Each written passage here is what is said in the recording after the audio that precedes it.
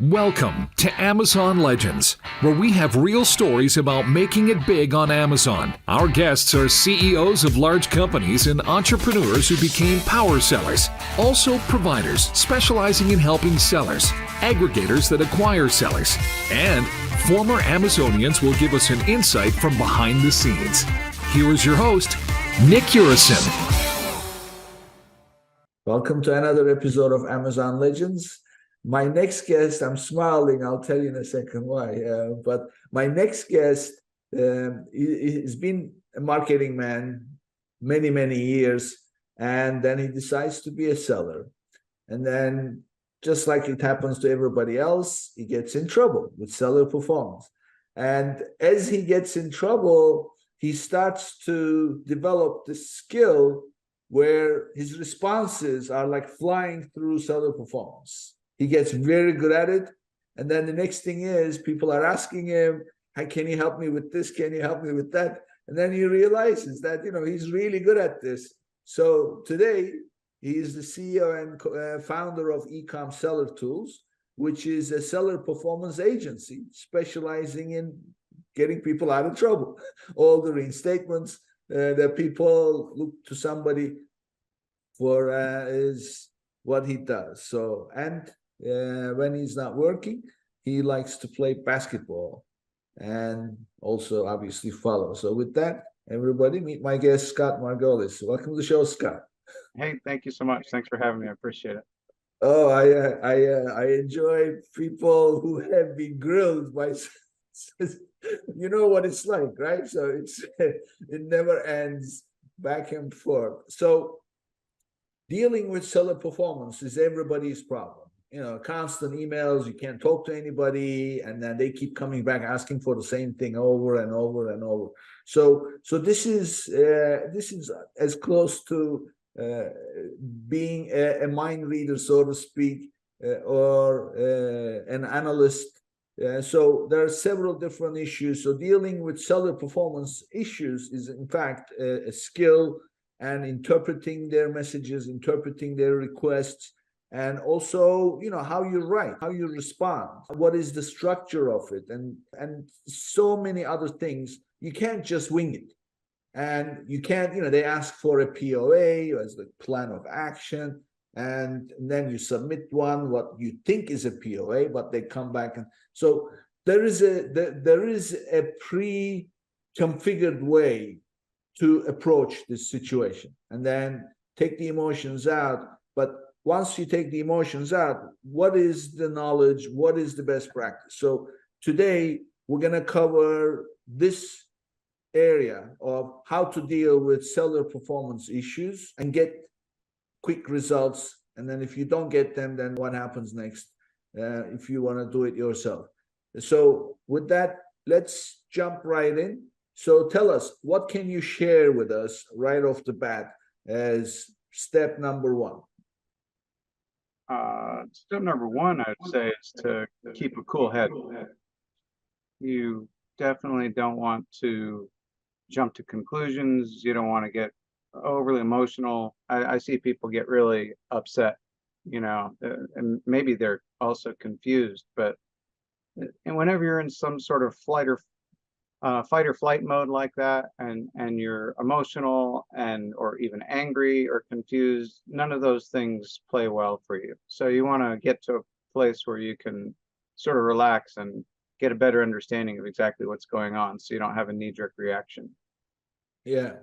Can I tell you my number one piece of advice in terms of what to do when you get an account suspension?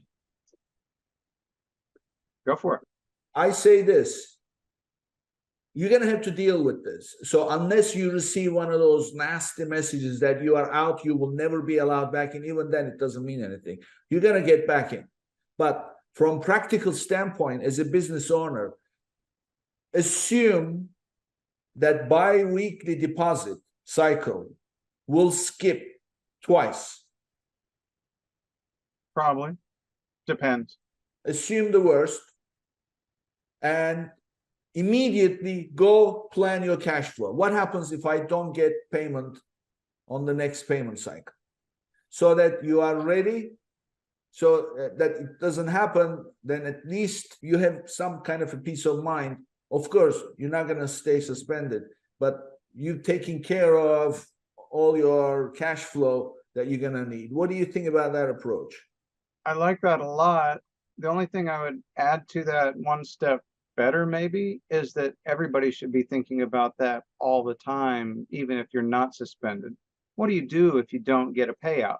You know, if your business is going to go into a spiral and you have to lay people off, or you can't make rent, or you can't pay your mortgage because of one missed payout, that's a big problem. And I would want to make alternative plans, contingency plans immediately before you're in that position. You don't want to be winging it like that on Amazon, where you're just really strung out with your credit cards and in a really bad position if they miss a payment. Yeah, yeah. I mean, you're right. It's a, it's a tough call, because when you start building on Amazon, you're buying inventory, and those payments come much faster than you hope, and you're going week after week after week handling your stuff, and then you do end up growing your operation to the extent that Amazon is the majority of your sales, and you rely on that bi-weekly deposit.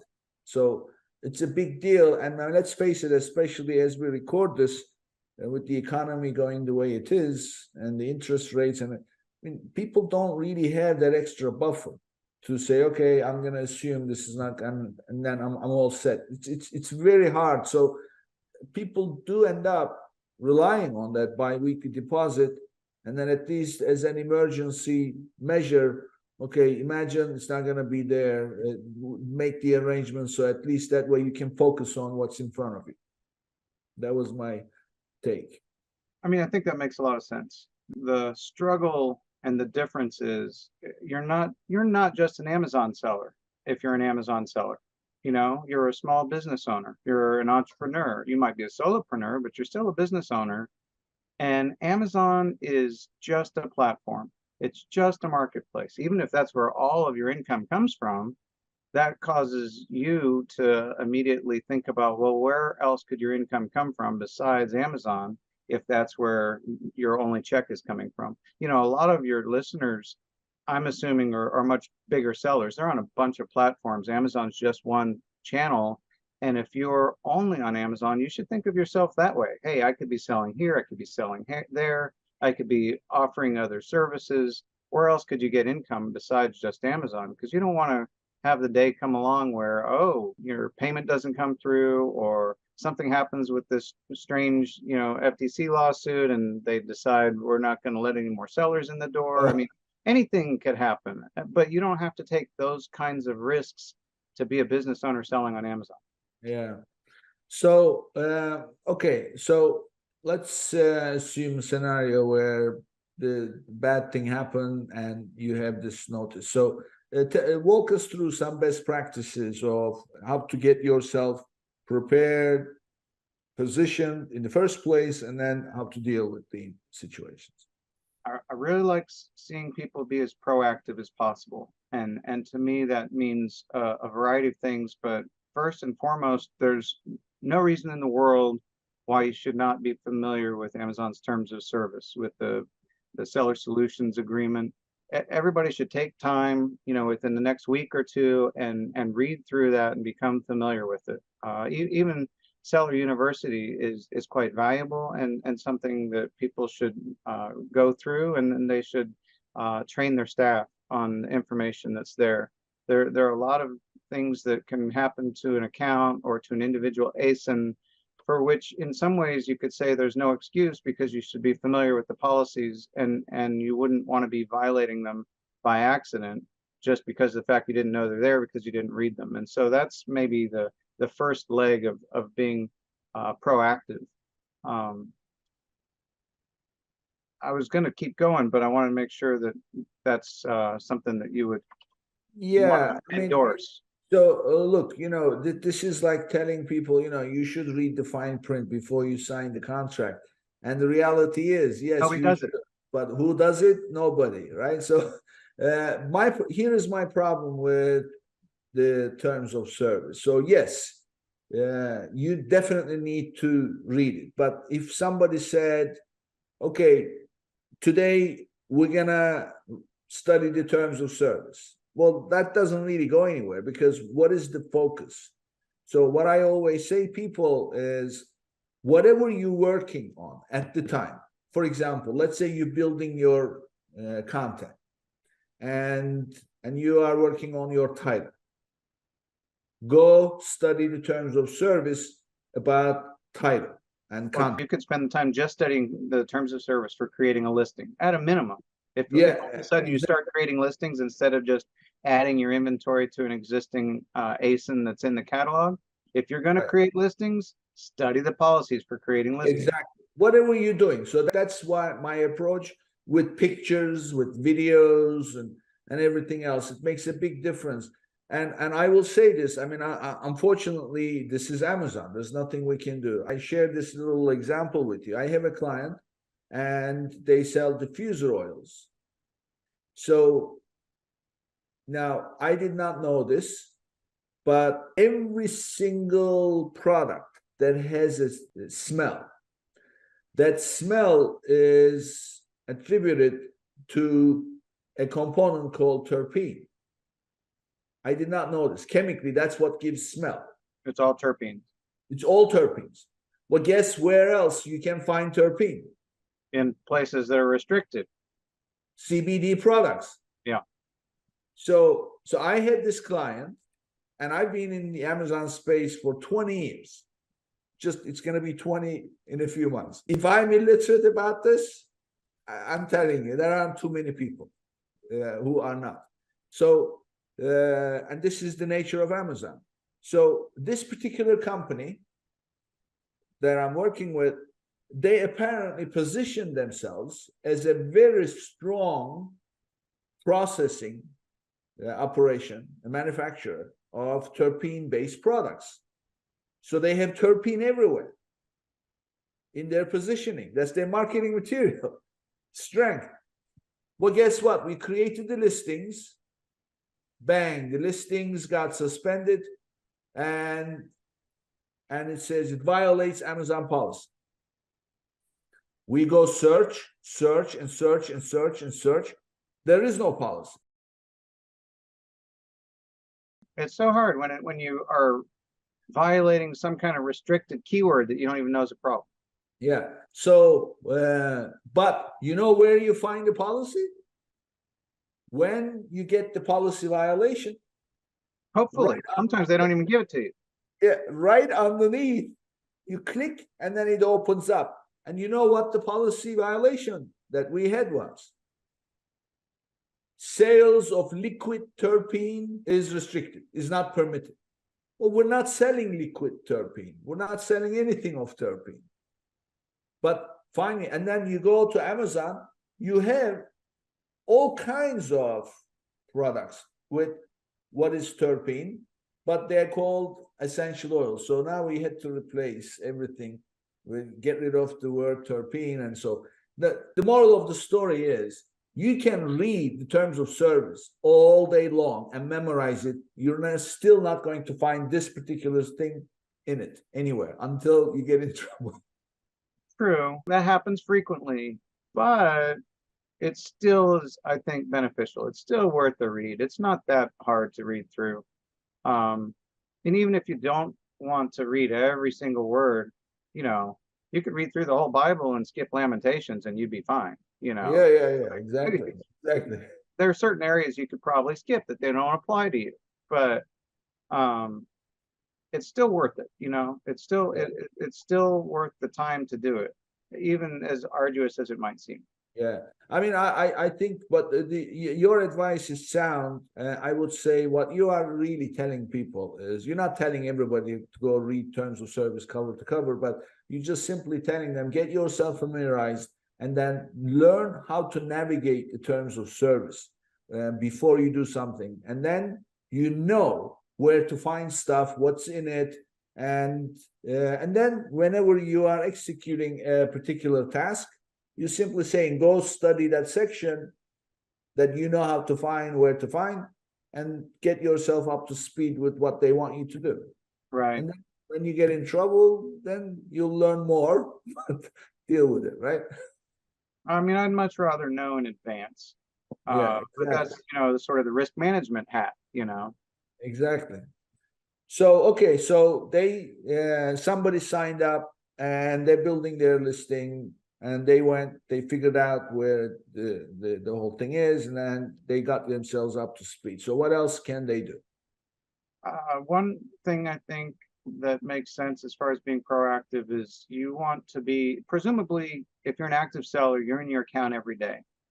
One place that you need to go every single day is not just your account dashboard. And that's where most sellers go, and a lot of them call it good. It's like, oh, I looked at my account dashboard and I'm fine. It's like checking your speedometer. But I'm going to tell you, don't forget to check your gas gauge. If you run out of gas, what happens? You're smoked. You're sitting there on the side of the road. Sure. But the maybe somewhat similar in your account is your performance notifications. I've been, on the phone with somebody, and I'm walking them through where to go in their account, and they're like, "Oh, where's that?" They've never even been to their performance notifications before. And it's like, you want to be in your account health dashboard, and you want to be in your performance notifications. You don't want to forget to be in your performance notifications every day. And a lot of the time, you can go into your account health dashboard and it won't tell you exactly what the problem is, right? You got to go to performance notifications, like you were saying earlier, in order to have the exact policy that gets cited, or to find the real problem behind the reason why you received the warning. Sometimes it won't tell you there either, but at least you should go there every day. Sometimes you got to go into your emails, right? The only way that you know about some kind of issue or warning or notification is in your email, and it doesn't even show up in your performance notifications. So that's important to keep in mind. And you should also, go ahead and take the opportunity, like pause the replay of this right now, go into your account and check your notification settings and make sure that you're sending notifications from Amazon to an email that you check on a regular basis. Well, you don't want those notifications commingled with all kinds of other notifications that you're getting where you won't see it. Well, this is the reason why I like talking to people who have been around. So you're going through things that are so easy to implement, but Yes. neglected a lot of the times, and you're just hitting them. And the reason why I say this is this particular seller. Guess how we found out that their listing was removed. So here I am building the listing with them, and then we are using the flat files to create, and then something happens and it goes away. Something happens and we've done it like twice, and then I thought, okay, let's give it some time, take a break, and come back tomorrow. So what happens the following day? We are all together, and of course, I taught them enough to say that, look, your primary user email, do not share it with other people, keep it to yourself. So the first thing I do is I get them to create usually an email called Amazon at whatever your domain. So I say to them, only use this username when you are logging in purposely for things that are sensitive. Otherwise, create another username for yourself and then give yourself all the permissions if you want, but just don't use the primary user. You might be the first person I've ever heard talk about that besides me. And I applaud you for that. I think it's super important. The best practices that you just suggested are something that, everybody should put the podcast on pause right now and change those things right now. You should not be sharing the primary login to your Amazon account with anybody, not your wife, not your business partner, not your best friend, no employees. We could go into that for the next 15 minutes talking about best practices for what to do as far as how to set up your primary user account. And when people come and they hire me, the first thing I want to do is give me account access. It's like, well, I don't want account access. I don't need it. And especially you don't want to give me your primary login. Don't give that to anybody. Scott, so this can easily get you suspended on its own. So absolutely. So this is what I say to people. So now that, I mean, thank you for bringing it up. To me, this is like, I'm so afraid of getting suspended because of these easy situations. So I say this, do not share your primary username with somebody else because Anyone. of the following reasons. Number one, Amazon does not know who you are. The only thing that they know is the information you're submitting. And as far as they are concerned, the information you're submitting, first and foremost, is your email address. So to them, when you create an account with an email address, that email address is the owner of the account. That means you're calling the shots. You know everything about the company. You're making the decisions. Now, if you go share it with somebody else and somebody else logs in with the same email, they think that it's still the same person and they are doing XYZ. Now, but in fact, it was somebody else. Now, not only do you not share that, don't share it with anybody else, don't use it for anything else. Don't use that same email for doing your buying if you're RAOA. Don't use that same email if you're a wholesale. Don't use that same email if you're private label. That's not the primary contact for anyone else other than you and Amazon. Yeah. So now, point number two. At this point, $1 trillion company that is large enough that doesn't even blink when the entire US government comes after them. They have so much information with the kind of Prime membership they have. They have the home addresses, credit card numbers, blah, blah, blah. So in other words, just from that email address, they can put two and two together and then create a persona of who is this person who is using this email, the electronic footprints of your computer, your device, your IP address. So many other things that nobody knows. It's secret, that Amazon has a way of pinpointing exactly who they are dealing with. Now, when you share the primary email address, your primary username with somebody else, for the right reason, innocently, even though it's wrong, for the right reason, and that person one day goes out, and it could be years later, doesn't matter. That person goes out and says, oh, I've got a great product idea, and I'm going to create an Amazon account. And they go sign up for an Amazon account, and bang, they're going to be picked out and say, assuming they are operating double account.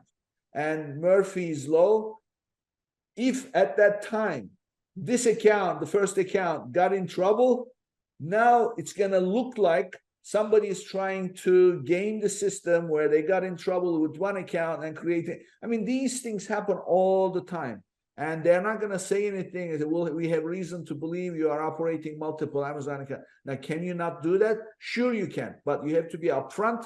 You have to go to them and say, I want to open a second account. There is nothing worse than you innocently doing something and wanting to do something. You've got a business idea, and because of something bad happened or bad you did without knowing, is going to get in the way. So that's why I say, do not share it with anybody.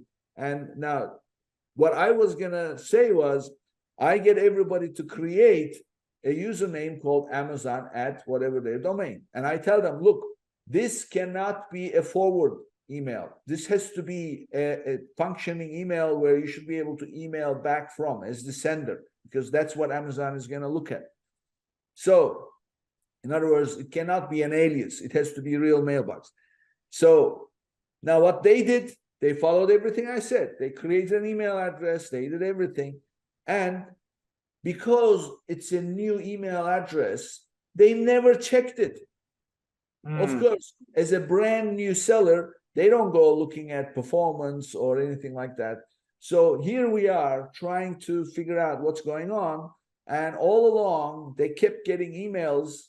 So when I said, we better check this, can you log in? And he started logging with his primary. I said, why are you logging with your primary? And he said, oh, okay, let me check. And in the meantime, he must have done something.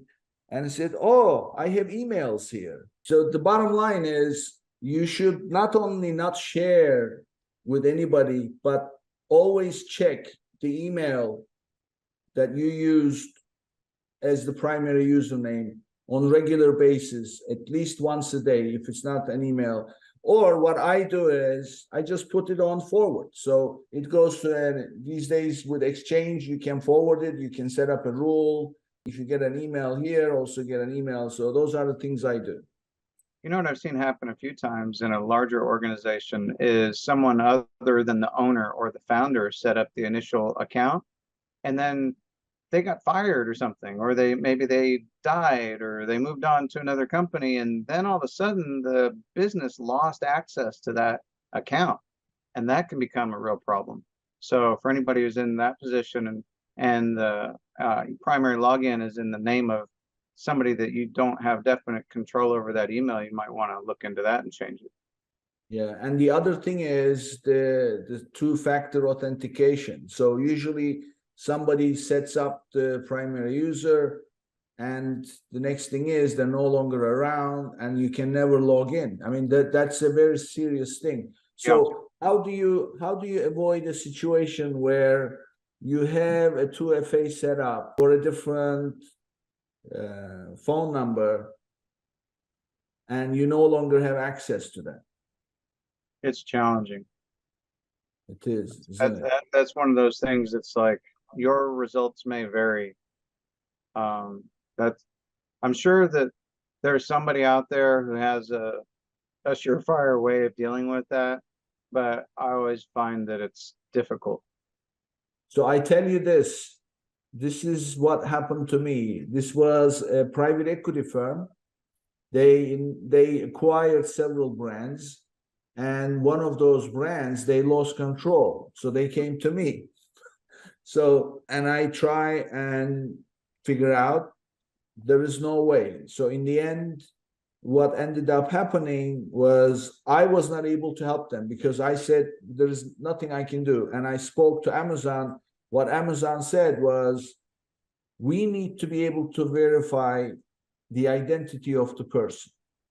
So they already have some information on file with the bank and the driver's license or whoever opened and whatever. So they are looking to see basically where else this current user or the current seller has access to the same information that they can verify. It's very hard. I mean, how are you going to do it? So in the end, it was, I said, look, sorry, there is nothing I can do. And then the guy reached out to Amazon high up and find somebody, and but I don't really know what happened. So this is a very serious thing. Whatever your primary username is, and what I like to do is use a phone number that can just give voice. So that way you have access to that phone number. So that way you don't have a cell phone, because if the cell phone the person leaves these days, nobody is giving up their cell phone, right? Yeah, So you might have an alternative way to have a number, you know, one that you can maintain in perpetuity, that's not dependent upon like a cell phone or a landline or something like that. Yeah. But thankfully that's an obscure situation. I've only seen it a couple times. Yeah. Okay, so let's move on to the next scenario. What else should be the case? You're definitely on, when we're talking about the account health dashboard, it's not just a matter of checking it daily, but you want to be prepared to take action, you know, on things like your order defect rate or your late shipment rate or your response time.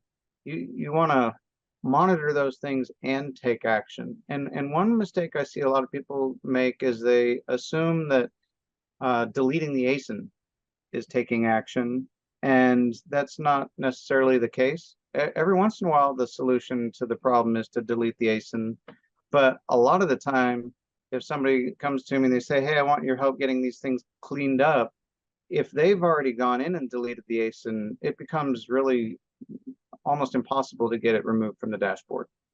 And there usually something else that needs to happen in order to clean that up.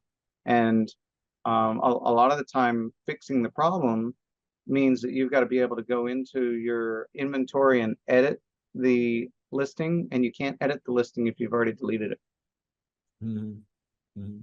Yeah, I mean, this is also not for compliance matters, but I see this all the time because we have a SaaS platform and we connect to the Seller Central account and fetch the data. And guess what happens? We connect to the items and we connect to all the wherever the data is. And then when we fetch the data and then we combine everything, as you know, Amazon reports by ASIN. Most Right. of the times, all the reports are by ASIN. And sellers don't really deal with ASIN. They deal with SKUs usually. Or some sellers don't even have SKUs. But they definitely don't use ASIN as an identifier. So, but suddenly the reports are all by ASIN. So what we do is we convert the ASINs to SKUs and we report by SKUs. So So your that way, reports will show the FN SKU automatically? well, we work with the ASINs naturally because that's what's in the report, but our reporting is by SKU because sellers like the SKUs more.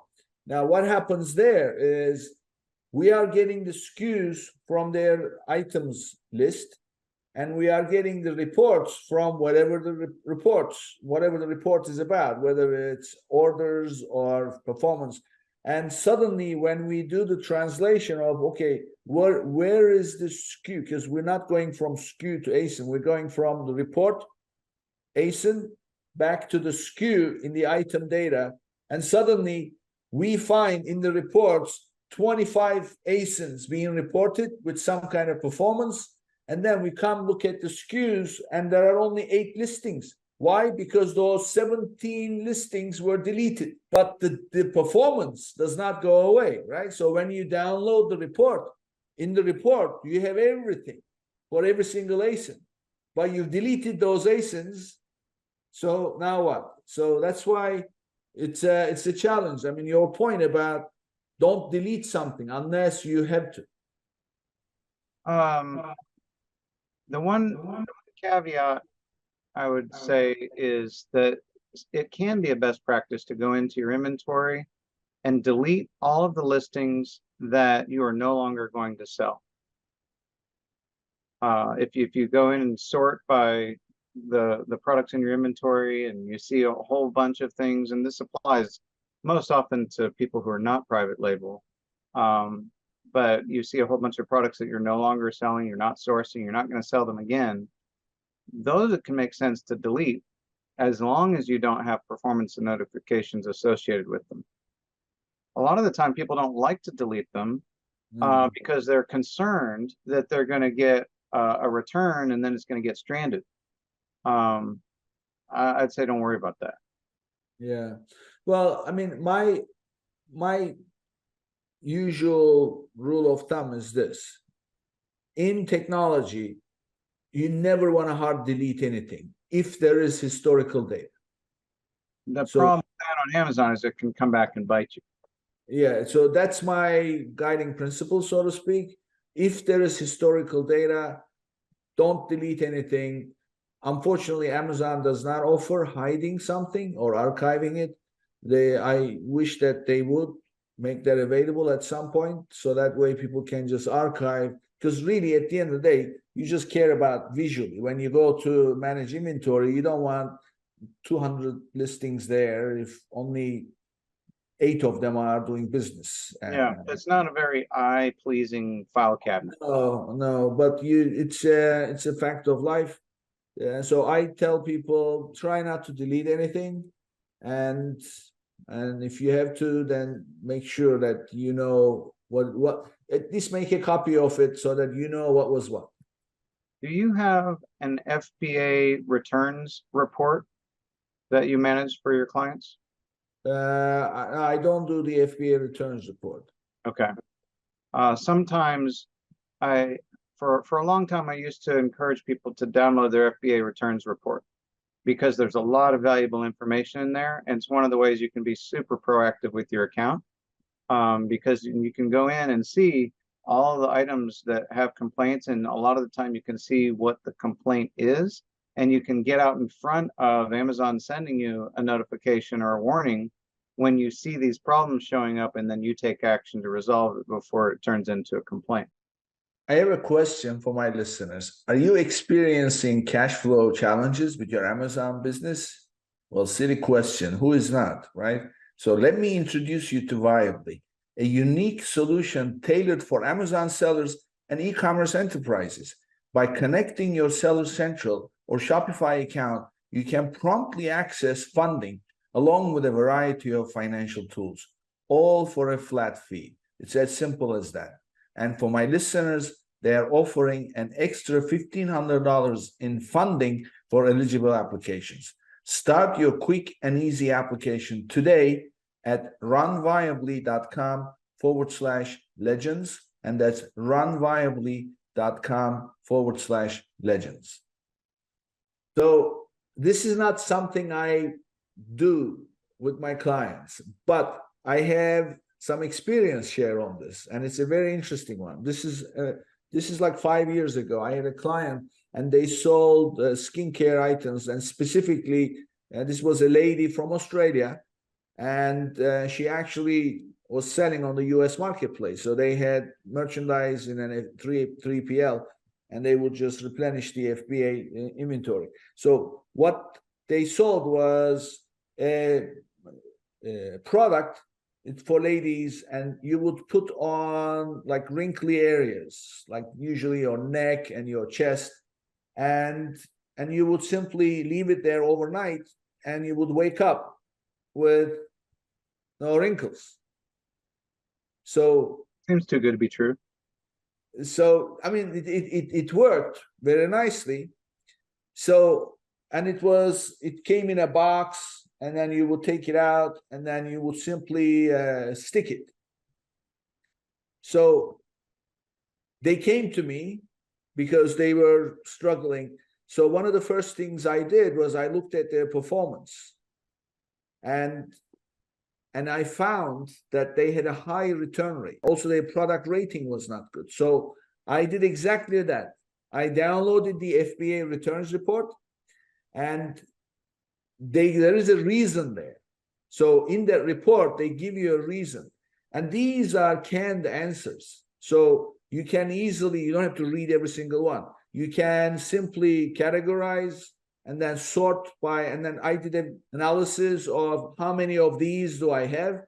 And then I got a list of, and this is not like you have hundreds of them. You have like a handful, maybe 5, 6 different ones.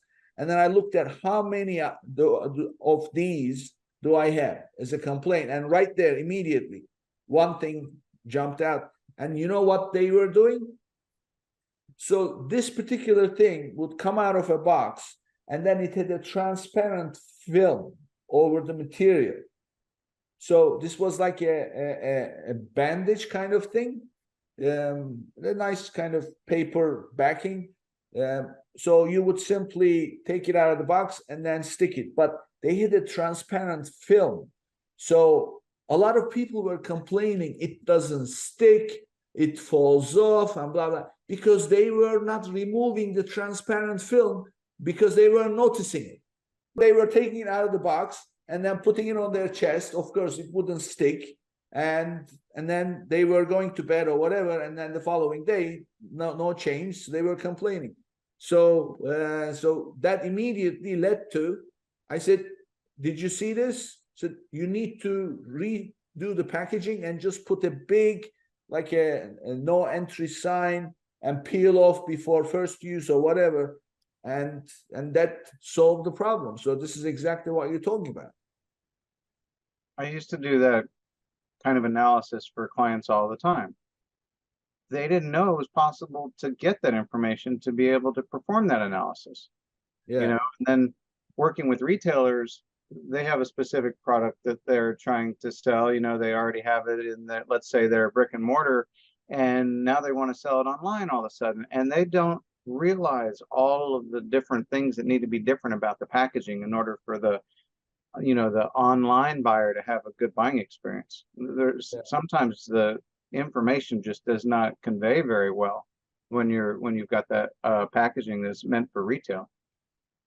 And so we covered quite a few things. So FBA returns report, always check FBA returns report and then analyze by looking at what the cause customer reason is. I believe it's called customer reason, and then group them and then look at the count, and then that will give you a very good idea if there is a consistency on one or Yeah. two reasons, and That then deal with that. the action you took and the way you described it, that's exactly what I suggested. It's one of the best ways you can be proactive and stay in front of problems with your account when you can see those patterns of why items are being returned.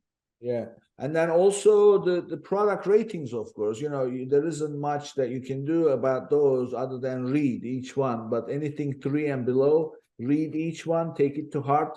Don't take it like negative or and dismiss it. These are all things that will give you opportunities to make your product better and better and better. Definitely. Well, hopefully you take care of a lot of that in the development process before the product even becomes a product. If you can get the design all correct on the packaging, if you can, get the product in the hands of people to try and get their feedback, hopefully you get in front of that before it ever starts to sell, because it's very difficult to recover from negative product reviews. Yeah. All right. So let's move on to the next one. So one of the things I've seen people do fairly frequently, and I think there's maybe some bad advice out there that's causing this, is that you'll see somebody respond to one of the performance notifications with the same reply over and over again. Somebody's told them, oh, just keep trying, just keep sending it back in. And if you keep sending the same reply over and over and over with the same language, that's not helping you, because you could very well be wrong. And so you're just making it worse, as opposed to really stepping back and thinking about, is there a different way I could approach this? Are they looking for something different than what I'm giving them? Don't just come up with some kind of response or canned response or something copied from somewhere and then just send it over again and over again and over again, thinking that that's going to help. Because sometimes it's like, oh, you'll hear, oh, just keep calling and getting a different rep. Well, that could be beneficial, but that's different than sending the same thing over and over. That persistence is important, but not if you're just going to keep making the same mistake repeatedly. And along the same lines, I would say people can get really impatient. There are a lot of type A personalities selling on Amazon. And, if you recognize it's like, yeah, I'm pretty impatient, that might work fine for you in other parts of business or life, but not on Amazon. It seems like the more impatient you get on Amazon, the more frustrated you get, the worse it is for you. You're just like getting caught up in a net and it's getting more and more tangled. And so one of the things you don't want to do is keep opening cases, keep replying to cases before they responded. You really want to wait until Amazon responds to you, even if that's a week, even if that's 2 weeks. You don't want to keep opening cases, because when you open cases on top of cases, that causes a lot of confusion and is not in your favor. Yeah, I mean, I totally agree. When it comes to seller performance, first of all, I say this to people. If you ever get a seller performance notification, this is nothing to do with support. Support, you can open as many cases as you want. But seller performance is, you get one shot when you get a performance notification. And that one shot has to be a conclusive shot in terms of what, number one, explain what happened. Number two, explain what you're doing to fix it. And number three, explain what you're doing so that this never happens again. That's it. And it has to be not bulleted, but numbered list. Number one, first explain what one line. I'd like to put one line, just making a statement about your regret and the reason. And then, and here is what we have found. Number one, number two, number three, as why, what you're doing to fix, and then what will you do in the future. And then you ask for them to reconsider based on this. So those 3 points, that's the structure essentially of your plan of action. It may Right. also be the structure of when you're replying and you're submitting information and they give you a text box to put it in. That's the structure that you'd want to have your language follow in that text box. When we Yeah. say, what happened, that's your root cause. You've got to put on your research, your investigative hat, and you've got to be able to explain very thoroughly but succinctly to Amazon what's the root cause of this problem, what caused it, Yeah. where did this issue arise, and you want to be very, very careful with that. Obviously, you want to make sure that you know what they think the problem is. Yeah. Now, a lot of the times I've seen people, they send a reply and they ask a question. Don't do Do that. not ask questions Don't do that. to seller performance. And by the way, I did this, by the way, in my very early years. They said that we have reason to believe you're selling counterfeit items. This is a long time ago. And I asked, which is the ASIN you're referring to? They said, you are selling the items. You're supposed to know that. So if you do anything wrong, first of all, they'll come back. They'll come to you with anything. You are guilty before you are found innocent. That's how seller performance treats sellers. So if something happens, I mean, a lot of the times, there are two things.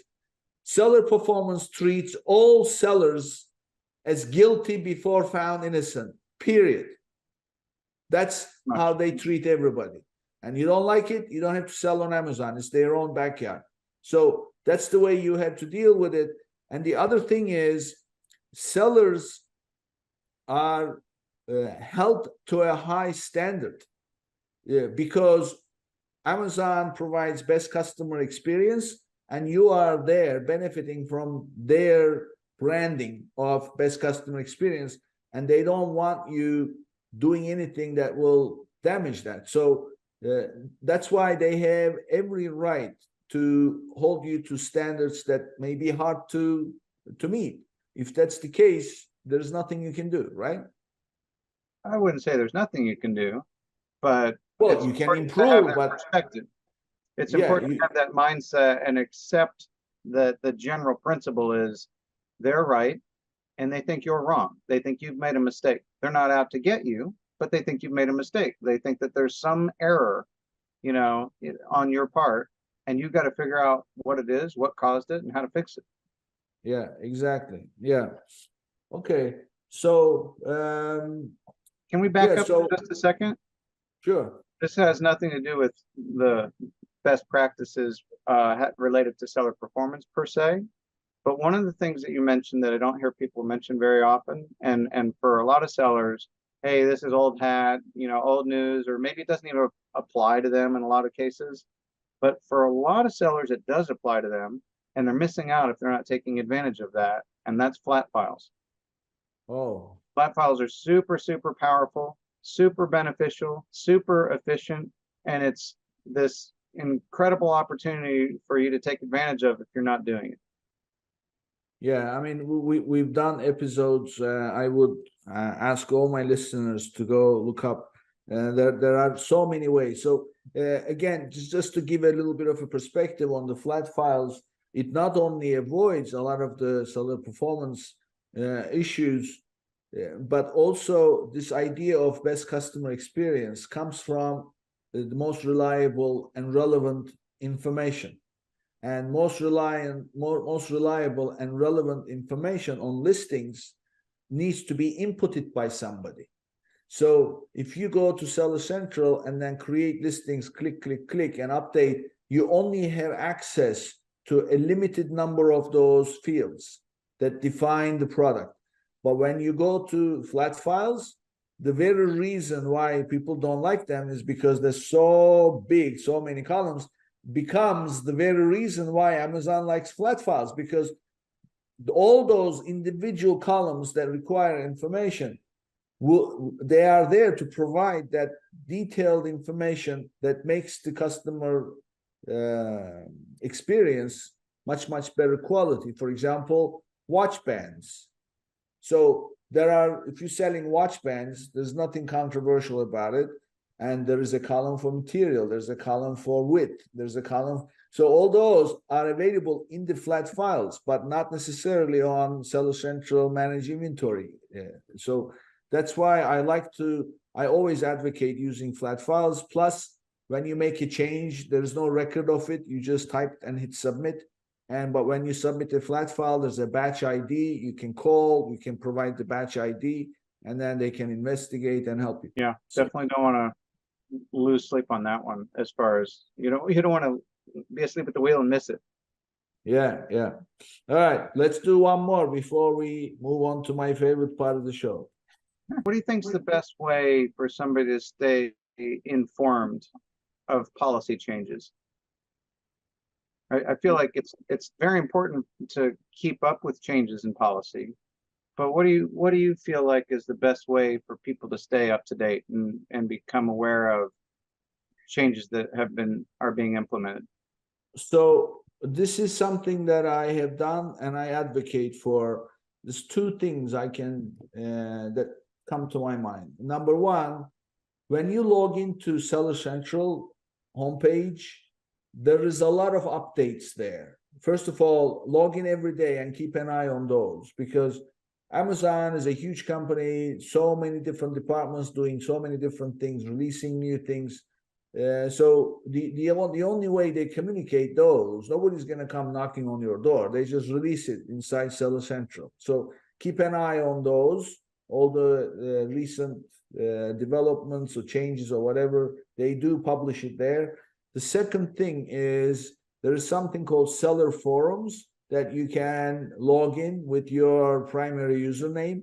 And that's where you have, it's basically a forum with all kinds of categories, subjects, threads. You can do a search, and Amazon employees, Amazon representatives are also users there. In many cases, you post a question, other sellers will respond, and then you will see Amazon employees. You can see the flag and the logo.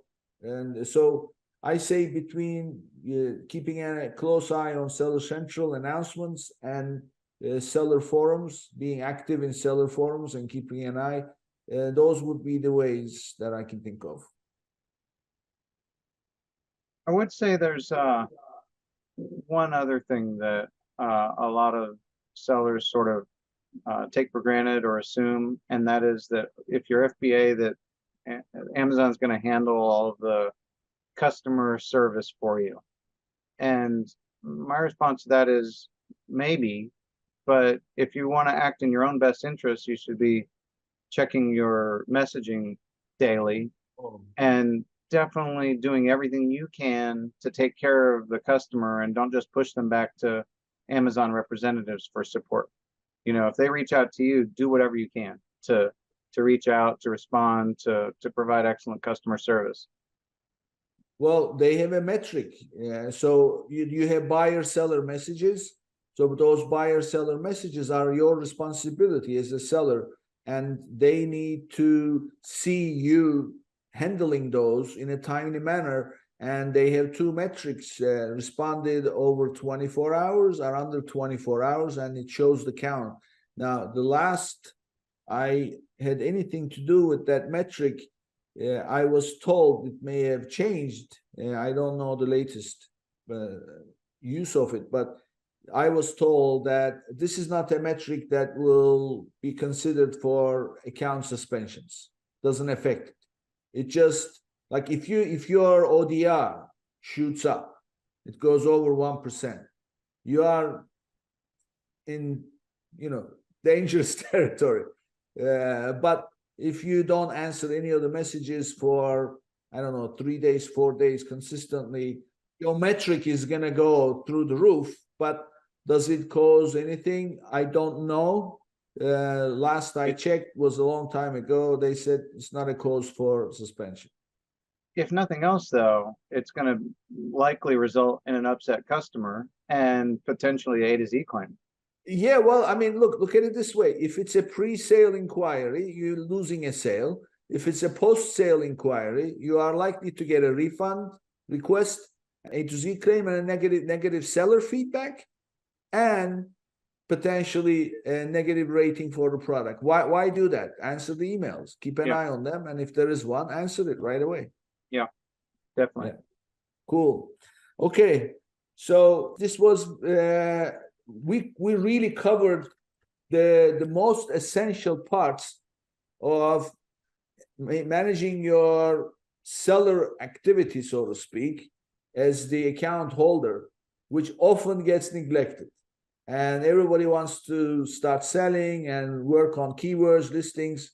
You know, without an account, you got nothing. And it's so easy to get in trouble. All right, so let's now get to know you a little bit. So who is Scott Margolius? Tell us, where was he? Where did he grow up? When was it that he started dabbling in entrepreneurial stuff? So my dad was in the military.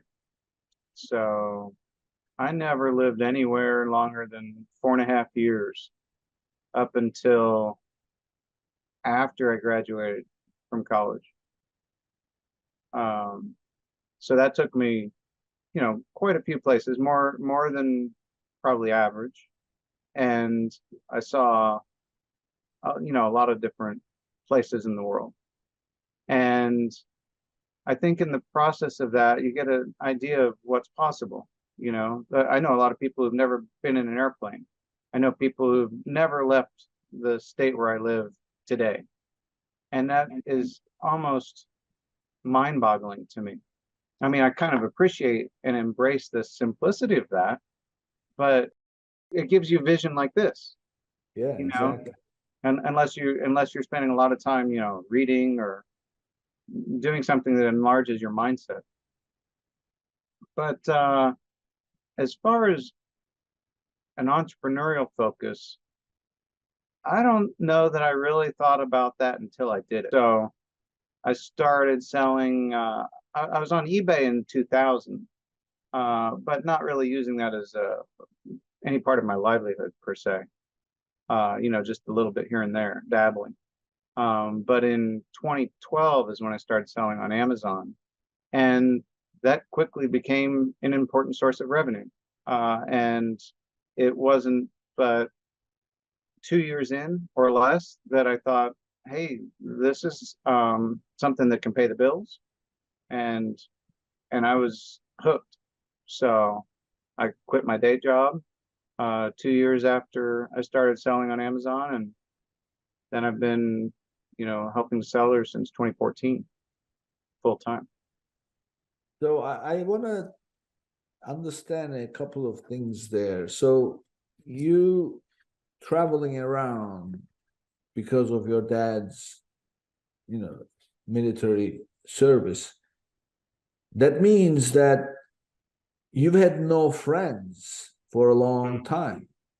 Yeah, it's very interesting, actually. No, it's not that I didn't have friends. I just didn't have long-term friends. Like, I don't have any friends from childhood. I don't know where any of those people are. That's what I'm getting at. Yeah. So yeah, that's all interesting. long-term friends. So how does that feel as someone who's gotten here in life and not having long-term friends? I mean, part of it is you don't know what you're missing, right? It's like, I don't know what to compare that to. I've had friends for 30 years. That's not the same as having a childhood friend. How does that affect you? I don't know. So the reason I'm asking is, how does that impact your entrepreneurial life? I have no idea. I mean, do you have some sort of a sense as to what that might mean? So there is a term called third culture kid. You know what that means? I have heard that. Okay. You are a TCK for short. You are a TCK. TCK definition is people who have spent more of their adult years outside their parents' culture. In other words, wherever your parents grew up and developed their culture, you have lived in places that were different than theirs. Yeah, yeah. No, So- as far as like predominantly, or if there's some sort of percentage that qualifies you, I'm not sure if that would be the case. But certainly there would be some semblance of truth to that. So here is what happens to TCKs. TCKs often stay in one place for a small period of time, and then they move on. So growing up as a kid, what happens is you are in a place, and then you start school, you make a few friends, and then 2, 3, 4 years later, it's time to move on. Now you get put in another school, you make new set of friends. So every 3, 4, 5 years, whatever the case may be, you are getting a new set of friends. Well, guess what happens with friendship? Sometimes friends fight, right? So they have arguments. They get upset with each other. What happens in relationships when people get upset with each other? You deal with it, and then you find a resolution, and you make your peace, and then the friendship continues. Well, guess what? If you keep moving around, there is no need to put so much effort into it because you're going to lose them anyway. So this concept of third culture kid was developed by a psychologist in early 1980s. The reason was because this psychologist was a relationship expert, and then she started to notice the same kind of problems from her patients.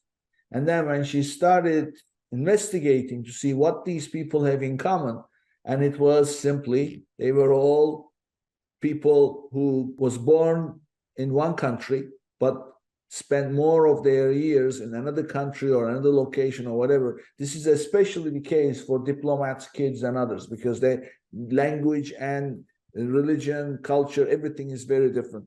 So so they would develop these issues when they got into close relationships. Right. So that's where it came from. And I happen to be a third culture kid, so I know this. In fact, this was like a wake-up call for me. And the person I met, I didn't know anything about what TCK was. She was actually my dentist, and she said to me, "Oh, you have this, you have that," and I said, "Yeah." And she said, "You're a TCK." And I said, "What is a TCK?" It's a third culture kid. And she said, "Look it up. When you get home, look it up. I'm not telling you." So I came home and I looked it up. It's unbelievable. I found this page where 7 or 10 signs of a TCK, and I had like the top 4 or 5, all of them. Check, check, check. And you know what it was? The first one: you have multiple time zones set up on your computer because you have friends all over the world. Another one is you start to receive birthday greetings the day bore your birthday, because the time zone, you have people all over. So these were all things, and also it gets into the relationship mindset, and so it's an issue. But the point is how it impacts. This is my opinion now. So friends are our support system, right? So parents, of course, but at some point you graduate to friends. Without having these long-term relationships that you would consider true friends, what do you have as support system? My cat? You. Yeah, So you become self-reliant. for sure. And what is an entrepreneur if he or she is not self-reliant? Yeah, that's pretty true. So I think that's the impact. So in your case, your success, and in fact, I'm going to even go as far as saying this. You could have done all kinds of things. You could have become a full service Amazon agency. You could have become PPC agency. You could have listing optimization expert, whatever. What you chose was one of the most difficult things, because you have figured it out yourself about how to fix. And then one thing that you lacked was to have a support system, and you become the support system for people who have the hardest situation that affects them the most. Yeah, I think that makes a lot of sense, for sure. I It's mean, it's all so interesting. Like all the humans are all these different layers of the onion, you know, and you find out about this aspect of your personality, and you know how do your genes come into play, and what did you inherit from your parents, and what did you learn in school, and what have you been exposed to, and what are the environmental aspects, and there's so many different things that make us who we are, you know, all the different components. And then and we get to choose. I choose what I think about. You choose what you think about. You choose what you watch on TV. You choose whether you watch TV. You choose what you listen to. To a large degree, you choose the kind of person that you are. yeah, exactly. We And the determine these choice. things. And if you're an entrepreneur, you have all this additional time available that other people might not have, where you choose how you live, you choose where you live, you choose what you do. Those are incredible things to have those choices. That's so powerful. And it also becomes a great responsibility. You know, what we do with our time, how we live, and how we have the opportunity to help others that we might not have had otherwise is remarkable. Yeah, I totally agree. It's at the end of the day, life is what you make it, and your choices matter, and your choices say who you are. And that's why they say, you know, you tell me your friends and I tell you who you are. And and in the world of not having too many long-term friends, it then becomes, you know, much harder. But I mean, I frankly have been fortunate enough to have some long-term friends that I kept in touch. So but I totally understand, and I think that him developing that skill to be self-reliant, and then when you are down, how to pick yourself up and keep going. You know, I think that being a TCK definitely helps that. Something to consider. Well, you know, this is the reason why I like this part of it. So you learn something. And so, Scott, tell us, how can people reach out to you when they get in trouble? So I guess you deal with anybody, right? So when they can just knock on your door and say, I need help with this, and that's how you work, right? Pretty much, I try to keep it as flexible as possible. And in an age where I see people, oh, you know, go do this, go through this system, or we'll get you into our CRM system or anything like that. I like to connect with people the way they want to connect. So I've got some people, they only text me. I've got some people only use WhatsApp. I've got some people only use Telegram. Some people only want a phone call. Some people only want email. And so I try to be, you know, super flexible in that regard, and make it easy for people to get a hold of me. But essentially, if you go to my website, then that's a really good starting point.